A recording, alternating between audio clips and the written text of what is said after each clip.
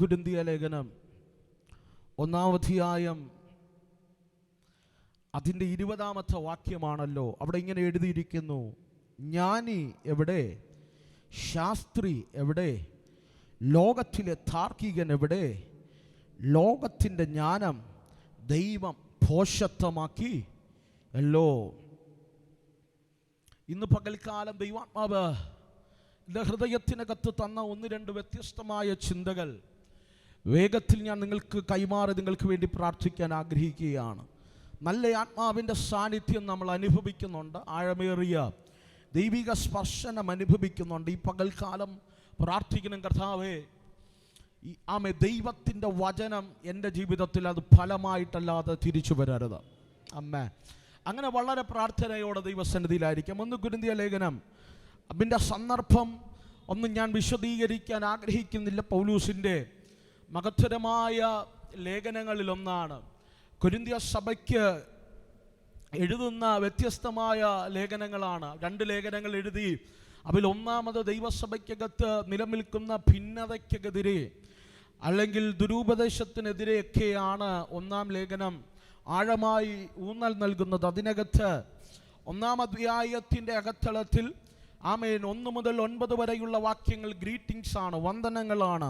10 മുതൽ 17 വരെയുള്ള വാക്യങ്ങൾ സഭയ്ക്കകത്തുള്ള ഭിന്നതയെ പൗലൂസ് കർക്കശമായി ഖണ്ഡിക്കുകയാണ്, അല്ലെങ്കിൽ കർക്കശമായി താക്കീത് നൽകുകയാണ്.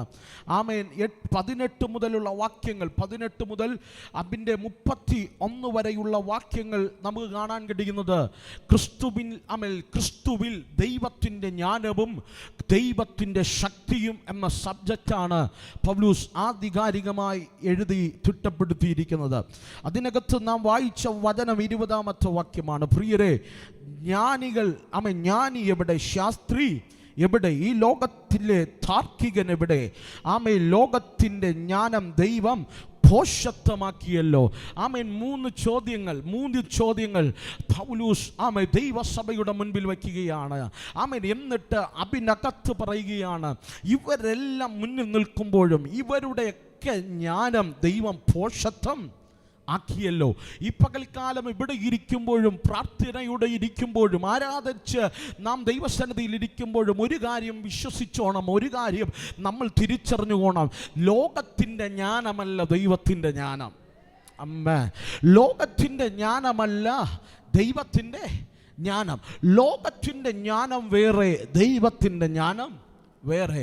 ഞാനിങ്ങനെ പറയാം, ദൈവത്തിൻ്റെ സിസ്റ്റം വേറെയാണ്, ലോകത്തിൻ്റെ സിസ്റ്റം വേറെയാണ്. ഇന്ന് പകൽക്കാലം ദൈവത്തിൻ്റെ സിസ്റ്റത്തിനകത്ത് നിൽക്കുന്നതാണ് നല്ലത്. മനുഷ്യൻ്റെ സിസ്റ്റത്തിനകത്ത് ദൈവത്തെ കൊണ്ടുവരാൻ നോക്കരുത്, നാം പരാജയപ്പെട്ടു പോകും.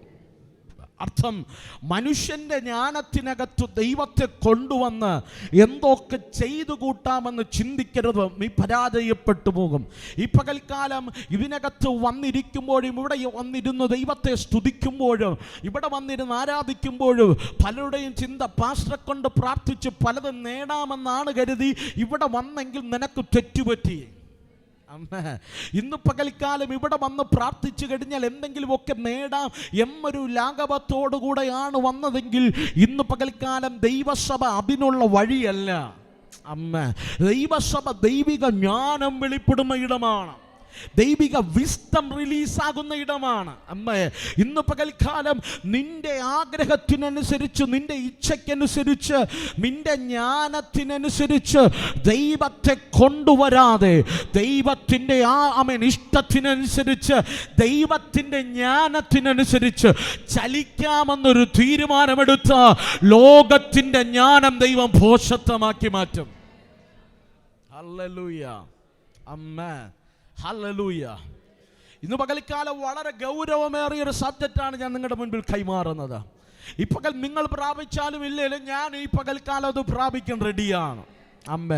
വചനം കൃത്യമായി പറയുന്നു, ലോകത്തിൻ്റെ ജ്ഞാനം വേറെ പ്രിയരെ, ദൈവത്തിൻ്റെ ജ്ഞാനം വേറെ എന്ന് പറഞ്ഞു കഴിഞ്ഞാൽ ഈ ലോകത്ത് ജ്ഞാനികൾ എന്ന് പറയുന്ന പലരും ഈ ലോകത്തുണ്ട്. ജ്ഞാനികൾ എന്ന് പറയുന്ന പലരും ആമേൻ ഈ ലോകത്തുണ്ട്. ആമേൻ ഒരു യൂണിവേഴ്സിറ്റിയിൽ ഉന്നത അല്ലെങ്കിൽ ഫസ്റ്റ് റാങ്ക് പ്രാപിച്ചു കഴിഞ്ഞാൽ, അല്ലെങ്കിൽ ഒന്നാമത്തെ സ്ഥാനം നേടിക്കഴിഞ്ഞാൽ നമ്മൾ അവരെയൊക്കെ ജ്ഞാനികൾ എന്ന് കാറ്റഗറൈസ് ചെയ്യാറുണ്ട്. അവരുടെ ജ്ഞാനത്തെ നമ്മൾ വലിയ ജ്ഞാനമായി കാണാറുണ്ട്. വചനം വ്യക്തമായി പറയുന്നു, ലോകത്ത് ജനിച്ച മാനുഷികമായി ജ്ഞാനമുള്ളതിൽ ഇതുവരെ ജനിച്ചിട്ടുള്ളതും ഇനി ജനിക്കാൻ പോകുന്നതിലും ശലോമോന്റെ അത്ര ജ്ഞാനം ആർക്കും ഇല്ല. അതുപോലെയാണ് പൗലോസ് പറയുന്നൊരു പദമുണ്ട്, ജ്ഞാനത്തിൻ്റെ വശീകരണ എന്ന് പറഞ്ഞാൽ ലോകത്തിൻ്റെ ജ്ഞാനത്തിനകത്ത് വശീകരണത്തിൻ്റെ ആത്മാവിൻ്റെ സ്പിരിറ്റ് ഉണ്ട്. അമ്മേ, ഈ പകൽക്കാല ലോകത്തിൻ്റെ ജ്ഞാനം പലതിനെയും വശീകരിക്കുന്നതാണ്, പലതിനെയും ആകർഷിക്കുന്നതാണ്. അമ്മേ, ഹല്ലേലൂയ. അതുകൊണ്ടാണ് പലരുടെയും ജീവിതത്തിലെ ഏറ്റവും വലിയ പരാജയം ദൈവത്തിൻ്റെ വ്യവസ്ഥയ്ക്കനുസരിച്ച് നിൽക്കാതെ അവരുടെ ജ്ഞാനത്തിനനുസരിച്ച് സ്റ്റെപ്പ് വയ്ക്കുകയാണ്. അമ്മേ, അവരുടെ ജ്ഞാനത്തിനനുസരിച്ച് നമ്മൾ ചിന്തിക്കും, എത്രയൊക്കെ പഠനമുണ്ടല്ലോ, ഇത്രയൊക്കെ വിദ്യാഭ്യാസമുണ്ടല്ലോ, ഇത്രയൊക്കെ ആരോഗ്യമുണ്ടല്ലോ, ഇത്രയൊക്കെ സൗന്ദര്യമുണ്ടല്ലോ, ഞാൻ വിചാരിച്ചാൽ എന്താ എൻ്റെ ജീവിതത്തിൽ? അമ്മേ, എൻ്റെ അപ്പൻ്റെ കയ്യിൽ കാശുണ്ടല്ലോ, എൻ്റെ അമ്മയുടെ കയ്യിൽ നന്മയുണ്ടല്ലോ, ഞാൻ വിചാരിച്ചാൽ എന്താ എൻ്റെ ജീവിതത്തിനകത്ത് നേടാൻ കഴിയാത്തത് എന്ന് ചിന്തിക്കുന്നതാണ് മനുഷ്യൻ. പക്ഷേ ആത്മാവിൽ ഞാൻ പറയാം, പണം കൊണ്ട് നേടാൻ കഴിയാത്തത്, പദവി കൊണ്ട് നേടാൻ കഴിയാത്തത്, നിന്റെ ബുദ്ധി കൊണ്ട് നേടാൻ കഴിയാത്തത് നിനക്ക് തരുമമാണ് ദൈവത്തിൻ്റെ ജ്ഞാനം. അമ്മേ, ഹല്ലേലൂയ, ഹല്ലേലൂയ. ജ്ഞാനം കൊണ്ട് നേടാൻ കഴിയാത്തതുണ്ട് പ്രിയരെ, പലതും ഈ ലോകത്തിലെ ജ്ഞാനം കൊണ്ട് നേടാൻ കഴിയില്ല. അമ്മേ, അതുകൊണ്ടൊരു ദൈവ പൈതലിനെ സംബന്ധിച്ചിടത്തോളം ദൈവം ആഗ്രഹിക്കുന്നത് ലോകത്തിൻ്റെ ജ്ഞാനത്തിൽ നേടാനല്ല, അർത്ഥാൽ നിന്റെ ബുദ്ധിക്കനുസരിച്ച് ചലിക്കാനല്ല. അമ്മേ, നിന്റെ ബുദ്ധി കൊണ്ട് സാങ്കല്പികമായ ലോകം കെട്ടി പലരും പിണങ്ങുന്നതുണ്ട്. പാസ്റ്റർ പ്രാർത്ഥിക്കാത്തത് കൊണ്ട് എനിക്ക് ചിലത്. ഹല്ലേലൂയ. പാസ്റ്റർ പ്രാർത്ഥിച്ചെടുത്ത് തരാൻ ലുലുമാളല്ല. ലുലുമാളാണെങ്കിൽ ക്രെഡിറ്റ് കാർഡോ കയ്യിൽ പൈസ ഉണ്ടെങ്കിൽ ഒന്നുമില്ലെങ്കിൽ പോയി 2 സാധനം മേടിച്ചെങ്കിലും, ദൈവത്തിൻ്റെ വ്യവസ്ഥയ്ക്കകത്ത് ഒരു ചർച്ചിൻ്റെ കവറിംഗ് ഉണ്ട്. നിങ്ങൾ എൻ്റെ കൂടെ ഉണ്ടോ? അമ്മേ, അതിന് എത്ര വലിയ ലോകത്തിലുള്ള അപ്പോസ്തലൻ വന്ന് പ്രാർത്ഥിച്ചാലും ദൈവദാസൻ പ്രാർത്ഥിക്കും പോലെ നിനക്ക് വിടുതൽ ലഭിക്കില്ല. ഇനി 21 ഇവിടെ ഉപവസിക്കാൻ നേരത്ത് എത്ര വലിയ ശക്തന്മാരായ ദൈവദാസന്മാർ പ്രാർത്ഥിച്ചാലും ദൂത് പറഞ്ഞാലും നിന്റെ കെട്ട് പൊട്ടണമെങ്കിൽ നിന്റെ സഭയിലെ പാസ്റ്റർ പ്രാർത്ഥിച്ചാലേ പറ്റൂ. അതിനെ പറയുന്ന പേരാണ് സ്പിരിച്വൽ കവറിംഗ്. Spiritual covering. വേദപുസ്തകം പറയുന്നു, ആത്മീകമായൊരു കവറിങ്ങിലാണ് ദൈവസഭ. എന്തുകൊണ്ട്? സഭ ശ്രദ്ധയോടെ പ്രാർത്ഥിച്ചപ്പോൾ ദൂതൻ കാരാഗ്രഹത്തിൽ. യോഹന്നാൻ ഒറ്റയ്ക്ക് പ്രാർത്ഥിച്ചൂടായിരുന്നോ? യാക്കോബിനെ ഒറ്റയ്ക്ക് പ്രാർത്ഥിച്ചൂടായിരുന്നോ? ഇവരെല്ലാം ഒറ്റയ്ക്ക് പ്രാർത്ഥിച്ചെങ്കിൽ എന്തേ ദൂതൻ ഇറങ്ങിയില്ലല്ലോ? ദൂതൻ ഇറങ്ങിയത് എവിടെയാ? സഭ ശ്രദ്ധയോടെ. എന്ന് പറഞ്ഞാൽ സഭയ്ക്കകത്ത് മാത്രം ദൈവം കൊടുത്തൊരു അധികാരമുണ്ട്. അതൊരു ദൈവദാസന്റെ കുത്തകയല്ല. ആമേൻ. ഒരു ദൈവദാസന്റെ കഴിവോ മിടുക്കോ അല്ല. ഇന്ന് പകൽക്കാലം പ്രാർത്ഥിയില്ലെങ്കിലും ഞാൻ കണ്ടിട്ടുണ്ട്, എത്രയോ പ്രായം ചെന്ന അപ്പച്ചന്മാർ കരമുയർത്തി പ്രാർത്ഥിക്കുമ്പോൾ രോഗികൾ സൗഖ്യമാക്കുന്നവ കണ്ടിട്ടുണ്ട്. 2.5-3 മണിക്കൂർ ആ വേദിയിൽ നിന്ന് ഞങ്ങൾ പ്രസംഗിച്ച വെളിപ്പെടാത്ത വിടുതൽ അവരുടെ ഒറ്റ പ്രാർത്ഥനയിൽ വെളിപ്പെടുമ്പോൾ ഞങ്ങൾ കണ്ടിട്ടുണ്ട്. കാരണം എന്തെന്നറിയാമോ? അത് ദൈവസഭയുടെ കവറിങ്ങിലാണ്. ഹല്ലേലൂയ. ദൈവസഭ ഒരു തോട്ടമാണ്. ഒരു തോട്ടമാണ്. അടുത്ത പദമാണ് കെട്ടി അടയ്ക്കപ്പെട്ട എന്ന് പറഞ്ഞാൽ ഇതിനകത്ത് മാത്രമേ സംരക്ഷണമുള്ളൂ. ഇതിനകത്തുനിന്ന് ചാടാൻ ശ്രമിക്കുന്നവനെല്ലാം തകരാൻ സാധ്യതയുണ്ട്. കഴിഞ്ഞ ആഴ്ച ഞാൻ ഏത് ചർച്ചിലാണെന്ന് ഓർക്കുന്നില്ല, പറഞ്ഞൊരു പദമുണ്ട്. യോബ് ദൈവഭക്തനായിരിക്കാനുള്ള കാരണം, ദൈവത്തോട് സാത്താൻ പോയി പറയുക, അവൻ ഭക്തനായിരിക്കാൻ കാരണം അവന് ചുറ്റും നീ വേലി. ഹല്ലേലൂയ.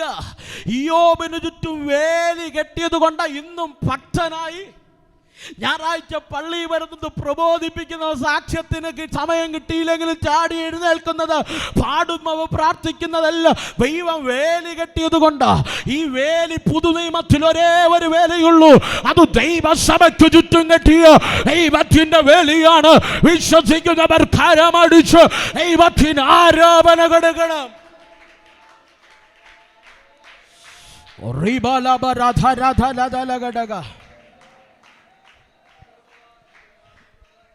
പലരും ദൈവസഭയുടെ പ്രാധാന്യം അറിയാൻ കഴിയാവേ, ദൈവ ആരാധനയുടെ പ്രാധാന്യം അറിയാൻ കഴിയാവേ, അലക്ഷ്യമായ ജീവിതത്തിന്റെ എവിടെയൊക്കെ ഒരു പ്രയോറിറ്റി ഇല്ലാതെ, മുൻഗണന ഇല്ലാതെ ഒരു സിസ്റ്റമാക്കി ആരാധന മാറുമ്പോൾ ഞാൻ ആത്മാവിൽ പറയാ, നീ വേലിക്ക് പുറത്താണ്.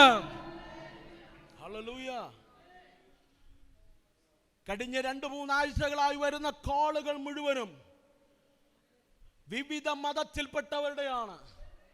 ലൈവാണ്, ഞാൻ എടുത്തു പറയുന്നില്ല. പക്ഷേ അവരോട് ഞാൻ പറഞ്ഞ മറുപടി ഇങ്ങനെയാണ്: നിങ്ങൾ ഏതെങ്കിലും സഭയിലെ അംഗങ്ങളാകണം. നിങ്ങൾ സബിംബാസ പ്രസംഗം കേട്ടത് കൊണ്ട് നേരെയാകണമെന്നില്ല. ഏതെങ്കിലും സഭയ്ക്കകത്ത് പോയി അംഗമാകണം. ഏതെങ്കിലും ദൈവദാസന്റെ കീഴിൽ നീ നിൽക്കാൻ പഠിക്കണ, അവിടെയാണ് ദൈവത്തിന്റെ കവറിംഗ് ഉള്ളത്. ഈ പകൽ വിശ്വസിക്ക്, ഇന്ന് പകൽ നിന്റെ ജ്ഞാനത്തിനകത്തല്ല, ദൈവത്തിന്റെ വിഷ്ടത്തിനകത്ത് കയറിവ. വൈഡബാല ഹർഷബാല ഹക്ഷബാല ധാരധാര. ദൈവത്തിന്റെ കവറിംഗ് വിട്ടുപോകരുത്, ദൈവത്തിന്റെ കവറിംഗ് വിട്ടുപോകരുത്. ഈ പകൽക്കാലം ദൈവത്തിന്റെ കവറിംഗ് വിട്ടുപോകരുത്. ഈ പകൽ തകർന്നു പോക സാധ്യതയേറെയാണ്.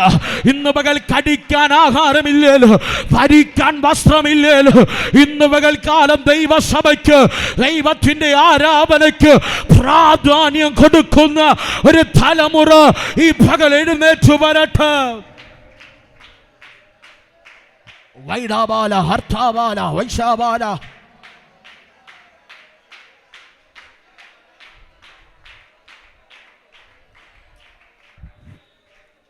ഹല്ലേലൂയ, ഹല്ലേലൂയ, ഹല്ലേലൂയ, ഹല്ലേലൂയ. ആമേൻ. ഈ പകൽക്കാലം ലോകത്തിന്റെ ജ്ഞാനം അങ്ങനെയാണ്. നമുക്ക് പുറത്തു പോയാലും നിലനിൽപ്പുണ്ടെന്ന ഇല്ല പ്രിയരെ.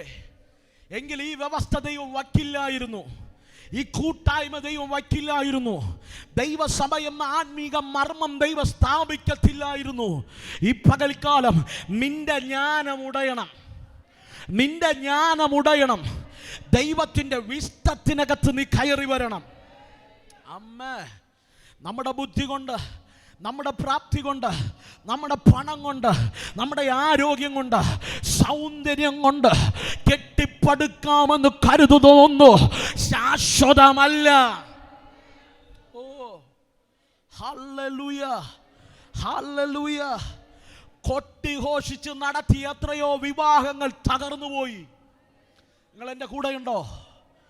സങ്കല്പം കൊണ്ട് ചെയ്തുവിട്ട ആമെ കെട്ടി ഉയർത്തിയ കോട്ടകൾ എത്രയോ തകർന്നു പോയി. ആമേൻ, ഹല്ലേലൂയ.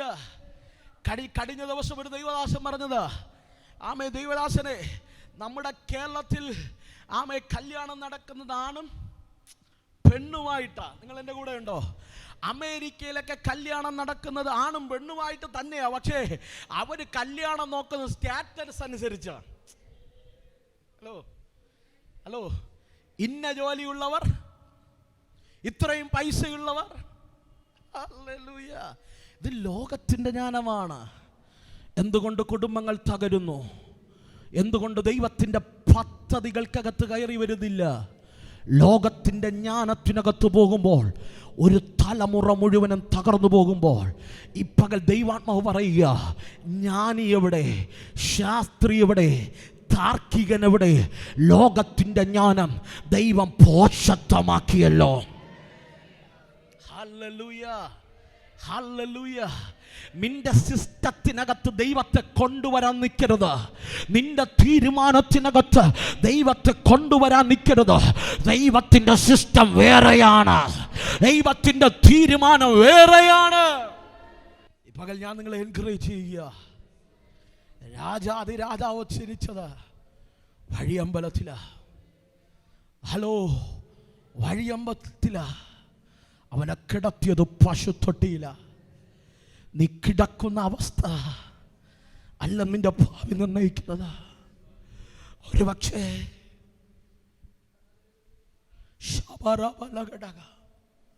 കഴിഞ്ഞ ദിവസം ഞാനൊരു ദൈവദാസന്റെ ടെസ്റ്റിമണി കേട്ടു.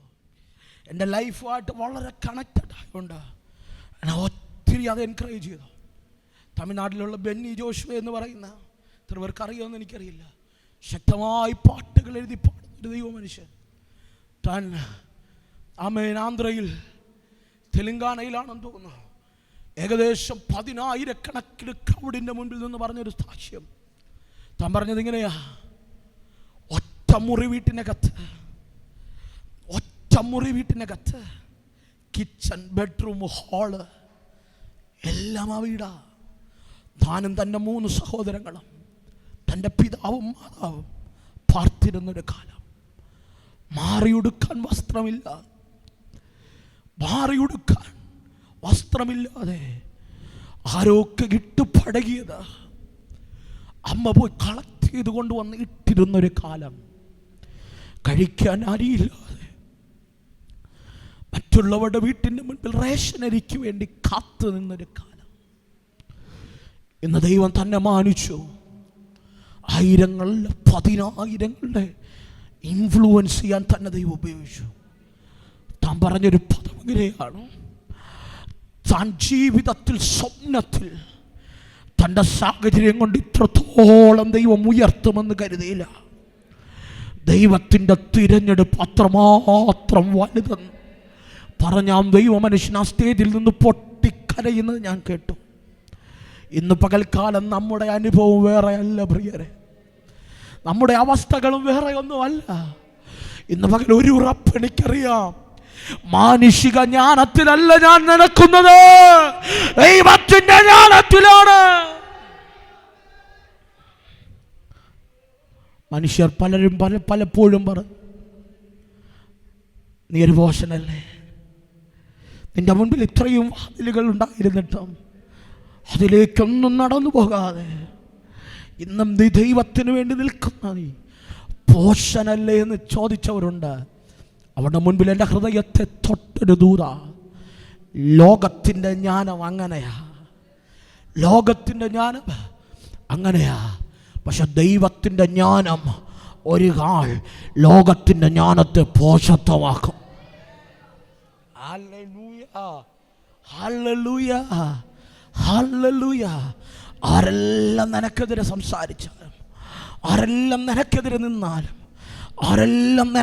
നിന്നാലും, എത്ര കൂട്ടുകെട്ടുകൾ നിനക്കെതിരെ വന്നാലും, ഒരു തീയമ്പ് പോലെ അവരെയുന്ന അസ്ത്രങ്ങൾ നിന്റെ നേരെ വന്നാലും, ഈ പകൽക്കാലം പറ: എന്നെ ഭരിക്കുന്നത് ലോകത്തിൻ്റെ ജ്ഞാനമല്ല, എന്നെ വഴി നടത്തുന്നത് ലോകത്തിൻ്റെ ജ്ഞാനമല്ല, എന്നെ നടത്തുന്നത് ദൈവത്തിൻ്റെ ജ്ഞാനമാണ്. ആ ജ്ഞാനത്തിൻ്റെ പ്രത്യേകത എവിടെ ജനിച്ചു എന്നതല്ല വിഷയം, എവിടെ ജനിച്ചു എന്നതല്ല വിഷയം, ദൈവം നിന്നെ തിരഞ്ഞെടുത്തു എന്നതാണ് വിഷയം. Hallelujah, hallelujah. പ്രിയരെ ശ്രദ്ധിച്ചേ, വചനം പറയുന്നു, വചനം ഇങ്ങനെ പറയുന്നു: കർത്താവ് ജനിച്ചത് വഴിയമ്പലത്തിലാ, കിടത്തിയത് പശു തൊട്ടിയില്ല. പക്ഷെ വചനം ഇങ്ങനെ പറയുന്നു പ്രിയരെ, കാലങ്ങൾ കഴിഞ്ഞപ്പോൾ 33.5 തിരുവയസ്സായപ്പോൾ ഗദസമനയിൽ നിന്ന് ഇറങ്ങി വരുമ്പോൾ കൂടെ നിന്നവൻ, പണസഞ്ചി സൂക്ഷിച്ചുകൊണ്ടിരുന്നവൻ, ഓടി വന്നൊരു ചുംബനം കൊടുത്ത് 30 വെള്ളിക്കാശിന് ഒറ്റിക്കൊടുത്തപ്പോൾ, ഹലോ, ദൈവത്തിൻ്റെ കൂടെ നിന്ന പുരുഷന്മാരെ പീലാത്തോസും മഹാപുരോഹിതന്മാരും അന്വേഷിച്ചപ്പോൾ, അപ്പം നുറുക്കിക്കൊടുത്തപ്പോൾ ഭക്ഷിച്ചവർ, ആയിരക്കണക്കിന് അത്ഭുതം കണ്ടവരൊന്നും കൂടെ ഇല്ലായിരുന്നു. പത്രോസ് ഓടി ഒളിച്ചു, യാക്കോബ് ഓടി. കർത്താവിൻ്റെ ക്രൂശിൻ്റെ ചുവടിൽ 3 വ്യക്തികൾ മാത്രം, യോഹന്നാൻ, മറിയ, മഗ്ദലക്കാരത്തി മറിയ, ഈ 3 പേര് മാത്രം കർത്താവിൻ്റെ ക്രൂശിൻ്റെ ചുവടിൽ നിൽക്കുമ്പോൾ, ആ മറ്റ് ശിഷ്യന്മാർ 10 പേരും ചിന്തിച്ചത് എന്തെന്നറിയാമോ? അവർ ചിന്തിച്ചത് മാനുഷിക ജ്ഞാനം കൊണ്ട് ചിന്തിച്ചു, ഈ ക്രൂശ് മരണം കൊണ്ട് ഇവൻ തീരും. ഇവന്റെ അടുക്കൽ പോയി നിന്നാൽ നമ്മളും ക്രൂശിക്കപ്പെടും. എൻ്റെ കർത്താവിന് എത്ര വലിയ വേദനയായിരിക്കും എന്നറിയാമോ? നിങ്ങളൊക്കെ ഒന്ന് ചിന്തിച്ചിട്ടുണ്ടോ? കൂടെ നിർത്തി വളർത്തിയവർ, അർഹതയില്ലാത്ത നന്മകൾ തുറന്നു കൊടുത്തവർ, ഒരാപത്ത് വന്നപ്പോൾ അവരാരും കൂടെയില്ല. എൻ്റെ മക്കളൊന്നും കൂടെ കാണില്ല കേട്ടോ, ഭാര്യയും ഭർത്താവും ഒന്നും കൂടെ കാണില്ല. ഒറ്റയ്ക്ക് ഫേസ് ചെയ്യേണ്ട ചില ക്രൂശുകൾ വരും. കൂടെ കാണുമെന്ന് കരുതി വളർത്തുന്നവരൊന്നും കാണില്ല, ഒറ്റയ്ക്ക് ഫേസ് ചെയ്യേണ്ടി വരും. അന്ന് നീ ഇന്ന് ജ്ഞാനം കൊണ്ട് ആരൊക്കെ നേടിയാൽ ഇവരെല്ലാം ഓടി ഒളിക്കും. പക്ഷെ അതിൻ്റെ പിന്നിലും ദൈവത്തിൻ്റെ ഒരു ജ്ഞാനമുണ്ട്. അതിൻ്റെ പിന്നിലും ദൈവത്തിൻ്റെ ഒരു ജ്ഞാനം. കഴിഞ്ഞ ആഴ്ചയാണെന്ന് തോന്നുന്നു തിരുവനന്തപുരം ചർച്ചിൽ ഞാൻ പ്രസംഗിച്ചെന്ന് തോന്നുന്നു. കഴിഞ്ഞ ആഴ്ച അതിന് അങ്ങേ ആഴ്ച പത്രോസ് ഓടിപ്പോയി അല്ലേ? പത്രോസ് ഓടിപ്പോയി, അവനെ കാണാനേ ഇല്ല. കോഴി കൂവുന്നതിന് 3 പ്രാവശ്യം തള്ളിപ്പറഞ്ഞിട്ടും കൂടെ പോയേ. എൻ്റെ ചിന്ത, പത്രോസിനാ ഇച്ചിരി എടുത്തുചാട്ടം കൂടുതലുള്ള. ക്രൂശിൽ നിന്ന് കർത്താവിൻ്റെ ബോഡി ഇറക്കുന്ന സമയത്ത് യോഹന്നാനെ പോലെ പത്രോസും ക്രൂശിൻ്റെ അടുക്കൽ ഉണ്ടായിരുന്നെങ്കിൽ ഓടിച്ചെന്ന് കർത്താവിൻ്റെ ബോഡി കെട്ടിപ്പിടിച്ചിട്ട്, ശരീരത്തെ കെട്ടിപ്പിടിച്ചിട്ട് പറഞ്ഞനെ, നിക്കോദീമോസേ, നീ ഇതിൽ തുടരുത്, നീ ഇതിൽ തുടരുത്. ആമേ യോസേഫേ, നീ ഇതിൽ തുടരുത്. ഇതെൻ്റെ കർത്താവിൻ്റെ ശരീരമാണ്. വാങ്ങിക്കാൻ ഞങ്ങൾക്കറിയാമെങ്കിൽ അടക്കാനും ഞങ്ങൾക്ക്, നിങ്ങൾ എൻ്റെ കൂടെ ഉണ്ടോ? വാങ്ങിക്കാൻ ഞങ്ങൾക്കറിയാമെങ്കിൽ അടക്കാനും ഞങ്ങൾക്ക്. ആരാ പറയുന്നേ? ആമേ വലയിറക്കി മുക്കുവപ്പണി ചെയ്ത് ജീവിക്കുന്ന ഒരു മുക്കുവ ചെറുക്കൻ പറയുക, ഇതെൻ്റെ കർത്താവിൻ്റെ ബോഡിയാണ്, എനിക്ക് വാങ്ങിക്കാൻ അറിയാമെങ്കിൽ അടക്കാൻ അറിയാം. എൻ്റെ ചോദ്യം, പത്രോസ് അടക്കിയിരുന്നെങ്കിൽ കർത്താവിനെ എവിടെ അടക്കുമായിരുന്നു? അമ്മേ, വല്ല കടലിൻ്റെ സൈഡിലുള്ള വല്ല സെമിട്രിയിലും. നിങ്ങൾ എൻ്റെ കൂടെ ഉണ്ടോ? കാരണം പത്രോസ് കടലുമായി ബന്ധപ്പെട്ടവനാണ്, അവൻ്റെ വീട് അവിടെയാണ്, അവനുള്ള നന്മകൾ അവിടെയാണ്. പക്ഷെ എൻ്റെ കർത്താവ് പത്രോസ് വന്ന് സ്വീകരിച്ചെങ്കിൽ കർത്താവിനെ ഏതെങ്കിലും സെമിട്രിക്കകത്ത് ഒതുക്കിയേനെ. പക്ഷെ ഇന്ന് പകൽക്കാലം കേട്ടോ, ലോകത്തിന്റെ ജ്ഞാനമല്ല കുഞ്ഞ്, ദൈവത്തിന്റെ ജ്ഞാനം. പത്രോസും മറമ്മവ് കൊണ്ട് ദൈവം ഒരു യോസേഫിനെ എഴുന്നേൽപ്പിച്ചത്. ഹല്ലേലൂയ. എൻ്റെ യേശു ജനിച്ചത് എങ്ങനെയാ? ഒരു വഴിയമ്പലത്തിൽ ജനിച്ചു. പക്ഷെ ഈ പുസ്തകം പറയുന്നു, യേശുവിന്റെ അടക്കം മഹാന്മാരുടെ അടക്കം പോലെയായിരുന്നു. Hello, hallelujah, hallelujah. ഒളിഞ്ഞു നിന്നവൻ പറഞ്ഞു, നിക്കോദീമോസ് പറഞ്ഞു, ഇത്ര സുഗന്ധ ദ്രവ്യം എൻ്റെ കയ്യിലുണ്ട്. ഹലോ, ഇത്ര 1000 രൂപയുടെ അതിന്റെ കണക്കൊക്കെ എടുത്തു കഴിഞ്ഞാൽ രാജാക്കന്മാർക്ക് രാജാവിന്റെ ബോഡി എങ്ങനെയാണോ കല്ലറയിൽ വയ്ക്കുന്നത് അപ്പോൾ ഇടുന്നത് പോലെയുള്ള വില കൂടിയ സുഗന്ധദ്രവ്യങ്ങൾ നിക്കോദീമോസ് കൊണ്ടുവന്നു. അത് വച്ച ശീലയിൽ ചുറ്റിയത്. ഹലോ, ആരാ നിക്കോദീമോസ് എന്നറിയാമോ? വചനം പറയുന്നു, മഹാപുരോഹിതന്മാർ ഉൾപ്പെടുന്ന സന്നദ്രി സംഘത്തിന്റെ അംഗം. Hello, hallelujah. സ്തെഫാനോസിനെ കല്ലെറിഞ്ഞു കൊല്ല ഉത്തരവിട്ട സന്നദ്ധി സംഘത്തിന്റെ അംഗത്തിലൊരുവൻ. ആരാ? യോസേഫ്. അതേ സന്നദ്ധി സംഘത്തിലെ മറ്റൊരുത്തൻ. എന്ന് പറഞ്ഞാൽ എൻ്റെ ദൈവം രാജാതിരാജാവായതുകൊണ്ട് അവൻ്റെ അടക്കം രാജകീയമാകണമെന്ന് എൻ്റെ ദൈവത്തിന് പദ്ധതിയുള്ളത് കൊണ്ട് ചില പത്രോസ് തള്ളി പറഞ്ഞു പോയത്. ഈ പകൽ നിന്റെ ജ്ഞാനത്തിന് വേദനയാണെങ്കിലും ദൈവത്തിൻ്റെ ജ്ഞാനം വേറെയാ കുഞ്ഞേ. ദൈവത്തിൻ്റെ ജ്ഞാനോ നീ അർഹതയില്ലാത്തത് ഇനി വെളിപ്പെടാനാണ്.